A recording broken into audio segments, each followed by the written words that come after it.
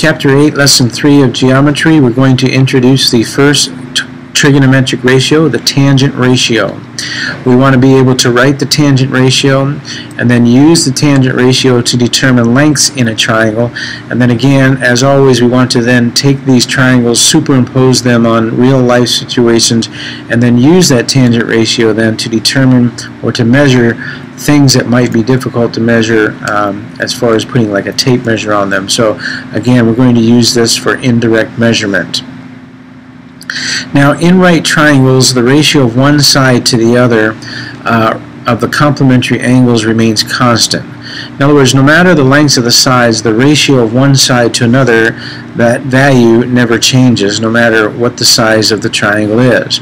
And we talked about this in class. If you take a triangle that's, say, this side, and let's say this is a 30 and a 60, and I wrote the ratio of this side over this side, so that would be the ratio A over B.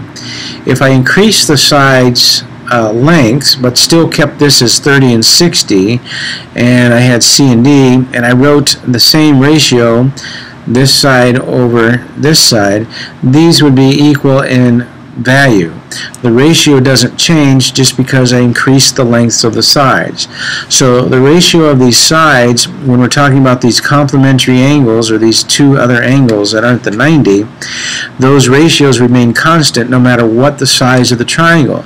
So it becomes a very powerful tool. If we know what that ratio is, what the value should be, we can then use that ratio and again set up a proportion and use that to measure things indirectly. So we did this little exercise in class. So we have, if you take an acute angle, such as angle A here, and there's always has a side that's opposite to it, and then there's always a side that's adjacent to it. And this is the same for the other complementary angle B. There's a side that's opposite angle B, and there's a side that's adjacent to angle B. Okay?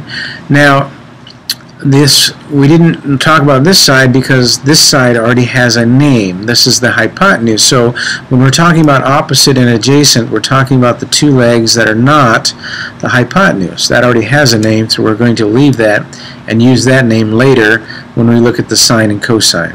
So as we've been talking about, the ratios of the sides in a right triangle remain constant, and these ratios are called trigonometric ratios. And there are three trigonometric ratios that we're going to look at this year: the tangent ratio, which we'll discuss in Chapter 8, Lesson 3, and then the sine and cosine ratios, which are the Lessons 8-4. Now, if we understand the tangent, the rest of them become really easy. We just have to remember what the ratio or what the sides are. So the tangent ratio is this. The tangent of any angle, either one of those two complementary acute angles, will be the length of the opposite side over the length of the adjacent side. So the angle measure would go here, the length of the opposite side would go here, the length of the adjacent side would go here, or if we abbreviated some of that, the tangent of A being an angle, is equal to the opposite over adjacent. So you hear that, say that a lot. The value of this ratio for the angle is the same no matter what the lengths of the sides. In other words, the tangent of a 28-degree angle, if I took the length side opposite that angle over the adjacent side, no matter what those lengths are, they would always produce the same value for every single 28-degree angle. And for any acute angle, this tangent ratio again remains constant. So because we know what the ratio should equal, because it never changes, that allows us then to write the proportions, which allow us to then determine a missing length. So the tangent of B, for example, here we have angle B up here. This side is opposite.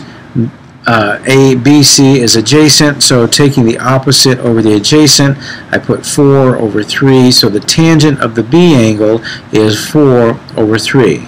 Notice I didn't use this because this is the hypotenuse. It's opposite the 90-degree angle. The tangent of A, then, I'm at the other angle, so the opposite side is different than this.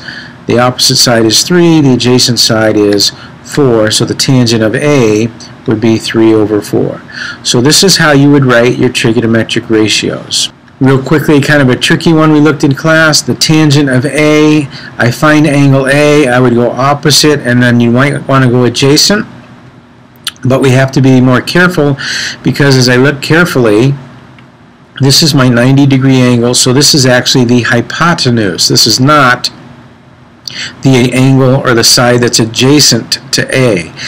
Remember, when we're talking opposite or adjacent, we're talking about the two that are not the hypotenuse. So this square root of 5 is the hypotenuse, so the adjacent to angle A actually is this length 2. So opposite would be 1 over adjacent 2, so that would be 1 over 2.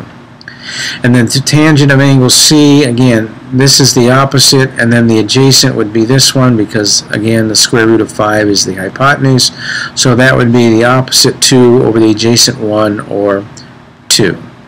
So that's the tangent ratio. That's how you write the tangent ratio.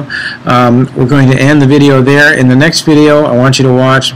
We're going to discuss the exact answer versus the estimate answer, and then in the next video after that, we'll look at how we can apply the tangent ratio to then determine some different lengths.